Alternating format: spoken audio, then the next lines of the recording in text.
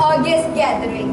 Today, we are here to present Lady Wiendemiere's Fan, a very well-known play written by Oscar Wilde, the Irish poet and playwright.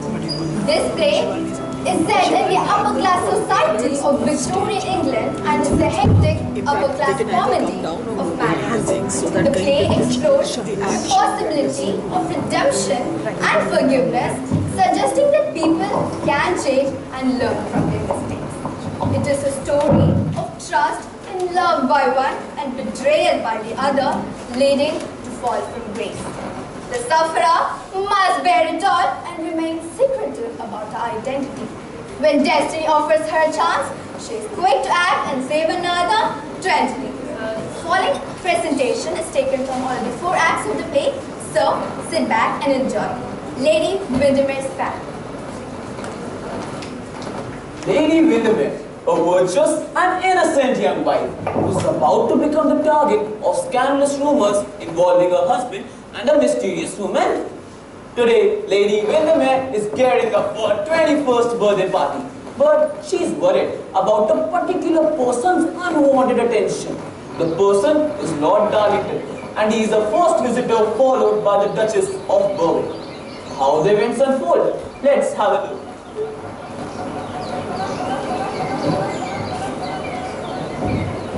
Lord Darlington, my lady. Sure, ma'am. Yes, my lady. It's best for me to see him before tonight. I'm glad he's come. Lord Darlington. How do you do, Lady Wiendemiere? How do you do, Lord Darlington? No, I can't shake hands with you. My hands are all wet with these roses. Aren't they lovely? They arrived from Selby this morning. They are quite perfect. And what a wonderful fan. Yeah, look at it. Do. Pretty, isn't it? It has my name on it and everything. It's my husband's birthday present to me. You know today is my birthday. No? Is it really? Yes, quite an important day in my life, isn't it? That's why I'm giving this party tonight. Do sit down. Lady Wiendemiere, I wish I had known it was his birthday today. I would have covered the whole street in front of your house with flowers for you to walk on. Lord Darlington, you annoyed me last night at the Foreign Office. I'm afraid you're going to annoy me again. Hi, Lady Wiendemiere. I'm quite miserable. You must tell me what I did. Well, you kept paying me elaborate compliments the whole evening. Nowadays we are all of us so hard up that the only things we can pay are compliments. You mustn't laugh. I'm talking quite seriously. I don't like compliments, and I don't see why a man should think he's pleasing a woman enormously when he says to her a whole heap of things he doesn't even mean. But I did mean that. I hope not. I should be sorry to have to quarrel with you, Lord Darlington. I think we might be great friends. Let us be friends. You may want a friend someday. Why do you say that? Oh, we all want friends at times, don't we? I think we're quite good friends already, Lord Darlington. We can always remain that way, as long as you don't spoil it by saying extravagant, silly things to me. Well, I have something of the Puritan in me. I was brought up that way. I'm glad of it. My mother died when I was a mere child. I lived always with Lady Julia, my father's elder sister. She was stern to me, but she taught me what the world is forgetting today. The difference there is between what is right and what is wrong. My dear Lady Wiendemiere. The Duchess of Berwick. Oh, you have a visitor coming. May I take your leave now? Hello, my dear Margaret. I'm so pleased to see you. We are looking forward so much to your ball tonight. Dear Margaret, but I do feel sorry for you. You are such a beautiful and humble soul, and your husband, he's been so unfair to you. Why do you say that? What about my husband? My poor child, don't you really know? I assure you, we are also distressed about it. How extraordinary it was that all men in London, Wiendemiere should behave in such a way. My husband? What has he done? What indeed, dear. That's the point. He goes to see this woman continually, and the worst of it all that I have been told is that this woman came to London just 6 months ago without anything at all. And now she has a charming house in Memphis, drives her ponies in the park every afternoon, and all since she knows a dear Wiendemiere. Oh, I can't believe it. But it's quite true, my dear. The whole London knows about it. I advise you to take Wiendemiere away at once to home with Theatrix. That's just, it's impossible. We've been married for 2 years, and we've been married for love. Yes, we begin like that, my dear. But remember my advice, dear. Just take him abroad, and he will come back to you, all right? That's just, it's impossible. Are all of them bad? Oh, all of them, my dear. All of them. Without any exceptions. They never grow any better. Then become old, but never become good.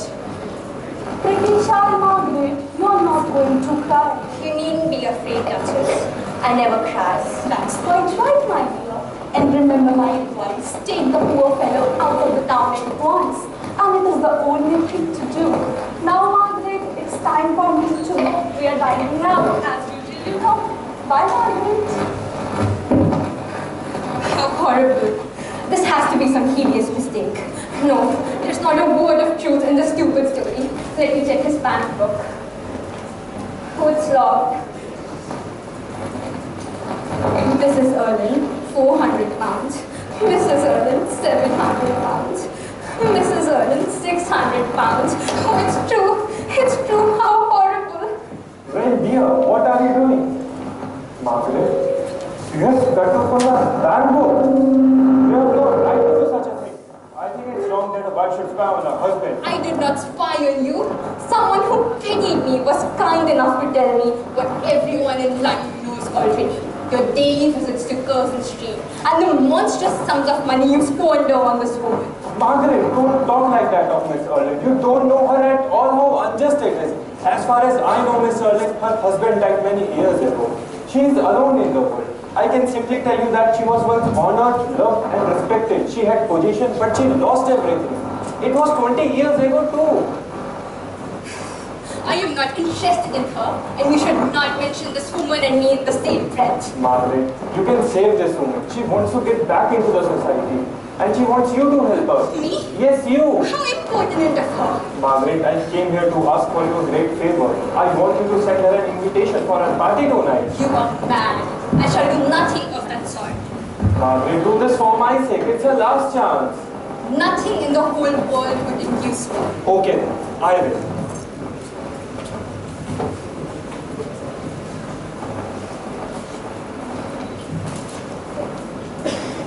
Parker! Yes, my lord. Have this note sent to Miss Erling at 848 Curzon Street. Yes, my lord. Arthur, if that woman comes here, I shall strike her across the face with this fan that you gave me. Margaret, don't talk like that. You can't do this. I mean it. You don't know me. Arthur, if that woman comes here, I warn you. From that moment, my life shall be separate from yours. If you wish to avoid a public scandal, write to her that I forbid her from coming here. Margaret, oh God, what shall I do? I dare not to tell her who the woman is. The shame would kill her. Lady Wiendemiere's birthday party is in full swing. Lord Darlington, Mrs. Erlin, along with other guests are in attendance. She quickly charms everyone and also invites Lord Wiendemiere to dance with her.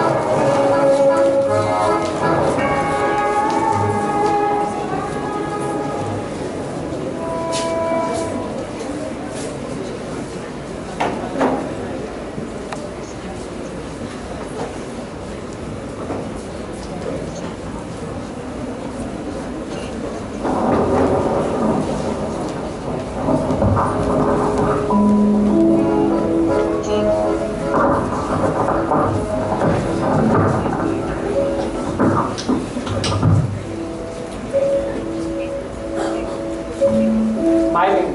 How pale you look. Come out on the hill. Her coming here is monstrous, unbearable. He insisted on her coming against my entreaties. What have I done to deserve this? I gave him all my life. I am degraded in my own eyes. If I know you at all, I know that you can't live with a man who treats you like this. You'd feel like he was lying to you every moment of the day. Yes, indeed.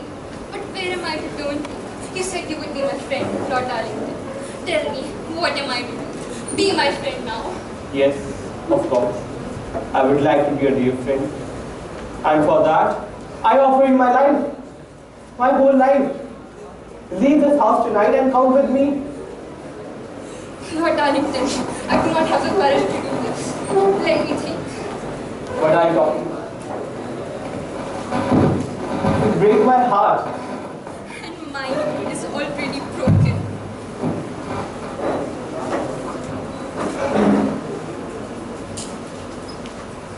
Tomorrow I leave with you.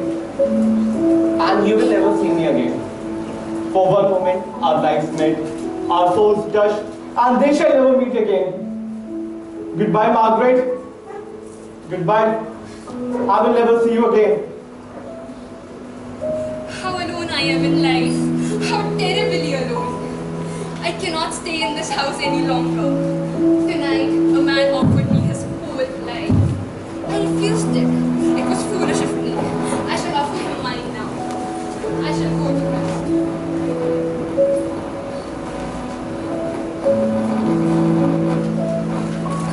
It is Arthur who has broken the bond of marriage, not I. I only break its bondage.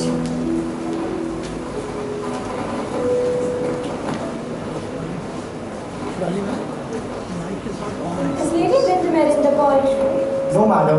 Her ladyship has just gone out of the house. Out of the house? Yes, madam. Her ladyship has left a letter for his lordship. A letter for Lord Wiendemiere? Yes, madam. Gone out of her house? A letter addressed to her husband? It is impossible. Life doesn't repeat its tragedies like that. But remember now the one moment of my life that I most wish to forget. How terrible! The same words that 20 years ago I wrote to her father. How bitterly I have been punished for it. The daughter must not be like the mother, that would be terrible. Can I do? How do I save my child? A moment of weakness will ruin a life. Who knows that better than I? I must save her life, her home. I will not let her spoil her married life. Mrs. Erland, have you seen my wife?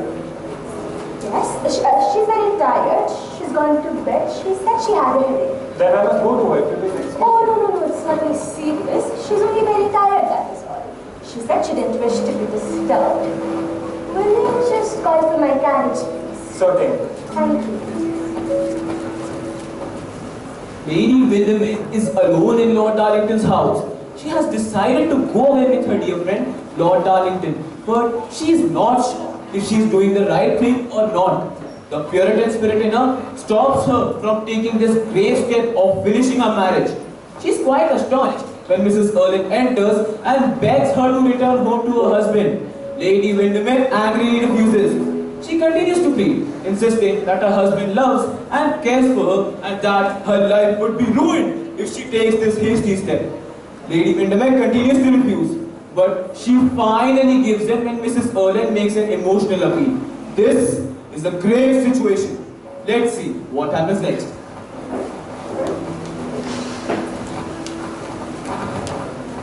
Lady Wiendemiere, thank heaven I'm in time. You must go back to your husband's house immediately. Go back to my husband, Mrs. Erland. He belongs to you, not to me. No, Lady Wiendemiere, you are wrong. Your husband doesn't know you're drunk. He thinks you're asleep in your own room. He never read the mad letter you wrote to him. Never read it? No, he knows nothing about it. Your husband has never seen the letter. I saw it. I know. You opened the letter of mine to my husband. You wouldn't dare.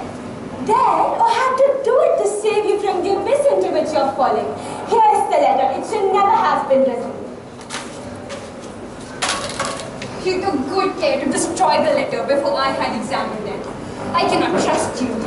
Think as you like about me, say what you choose against me, but please, Lady Wiendemiere, go back to the husband you love. I do not love him. Lady Wiendemiere, don't say such terrible things. Don't know how terrible they are. Listen, you must listen. Please go back to your husband. Don't spoil your beautiful young life in my account.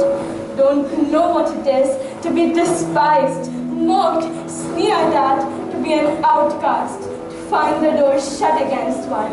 Don't know what it is. One pays for one's sins and then one pays again, and all one's life one pays. You must never know that. Go back, Lady Wiendemiere, to the husband who loves you, whom you love. The child, my dear girl. Go back to that child who even now, in pain or in joy, may be calling to you. Back to your house, Lady Wiendemiere. God gave you that child. What answer will you make to God if his life is ruined through you? No, Lady Wiendemiere, go back to your house. Husband loves you. But even if he had 1,000 loves for you, you must stay with your child.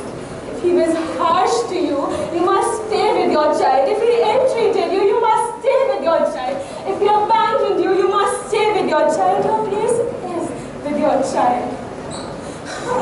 Take me home. Come, please take me home. There's your story here. Commit madness. Stop. Don't you hear voices? Do I hear no one? Yes, there is. That's my husband's voice. He's coming in. Save me. What will he think of me if he finds me here and Lord Darlington's home? There's the first chance you have, just slip out. But what about you? Never mind. I'll face them.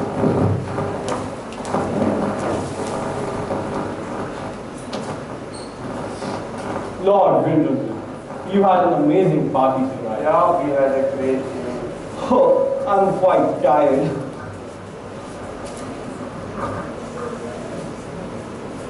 What's my wife's fan doing there in your room?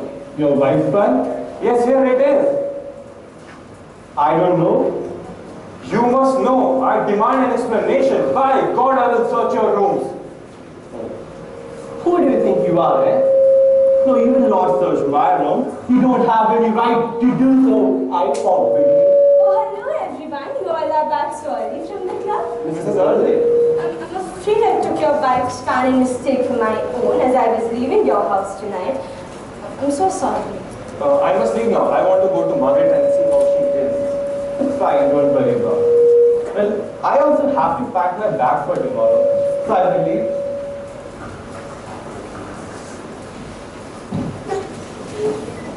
Finally, Lady Wiendemiere has returned to her husband's house, somewhat relieved of saving her marriage, and thankful to Mrs. Erlin, who helped get back her happy life. There's still a bit of truth uncovered. What is that? Let's have a look. Margaret. Margaret, how pale you look. I am so sorry. You are crying, dear. You are not thinking of that wretched woman who came here last night. Aren't you talk so bitterly about anything? I didn't think Mrs. Erlin was a bad woman. Mrs. Erlin has got an edition to return the fan which she took by mistake last night. Oh, really? Please ask her to be kind enough to come up. Say I shall be glad to see her. Say what she wants to see me on. Margaret, I beg you not to. How do you do, Lady Wiendemiere? And how do you do? Do you know, Lady Wiendemiere, I'm sorry about your fan. Can't imagine how I made such a silly mistake. And as I was driving in your direction, I thought I would take the opportunity of returning your property in person with many apologies for my carelessness and bidding you goodbye. Goodbye. Are you going away then, Mrs. Erlin? Yes, I'm going to live abroad again. The English climate doesn't suit me, and so I'm leaving this afternoon by the club train. This afternoon. But I wanted so much to come and see you. How kind of you, but I'm afraid I have to go. Will I never see you again? I'm afraid not. Our lives lie far too apart, but there is a little something I would like you to do for me. I want want to photograph with you, Lady Wiendemiere. Would you give me one? Yes, of course. I'll go and get it for you if you'll just excuse me. Thank you. You seem rather out of time with this small Lady Wiendemiere, and why should you be? Margaret and I get on charmingly together. Mrs. Erling, you won't if she knew the mother whom she thought as dead. Mourned as dead is living under an assumed name. I was ready to supply you with money, with bills after bills to risk what occurred yesterday. The first quarrel I have ever had with my wife on your account. You sully the innocence in her. Why do you say that? You made me to get you an invitation for my wife's ball. So my daughter is You born. have no right to claim her as your daughter. You left her, abandoned her when she was just a child.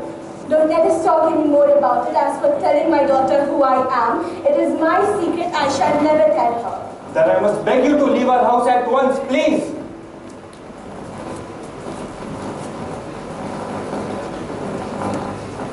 Here, take this photograph, Mrs. Erling. It's the least I can do. You saved me last night. Don't speak of it. If you really wish to do something for me, then be silent. Don't spoil the one good thing I've done in my life by telling it to anyone. Promise me, Lady Wiendemiere, that what passed last night will remain a secret between us. Pledge me your words, Lady Wiendemiere, that you will not tell him. I insist upon it. Yes, I promise. And never forget your child. I like to think of you as a mother, and I would like you to think of yourself. I always will now. Only once in my life I have forgotten that I am a mother. Now I never will. I would not want my child to feel the same as I felt without my mother. Never ever again. I shall take your leave now. Stay blessed, my child.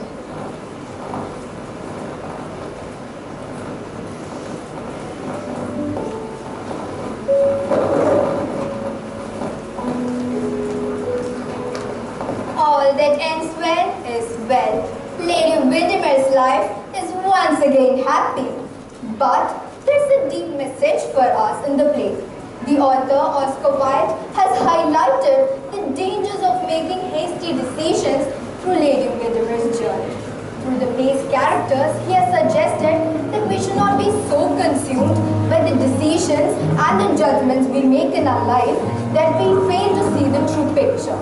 Making hasty decisions based on immediate circumstances may lead us to overlook the greater context of a life and consequences of action. So, think about it. Next time you're about to make a hasty decision. Thank you and have a nice day.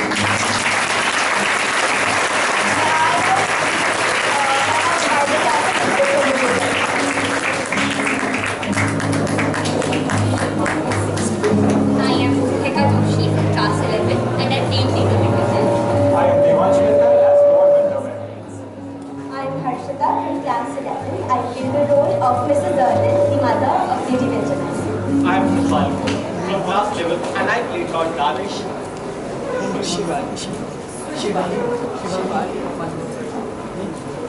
I am Ayushi. I played the role of the Duchess of Berwick. I'm Himang from class 9 and I played the role of Parker. I'm Jeshna. I played the role of narrator and the director. I'm Dash from class 10. I played the role of narrator too. Thank you.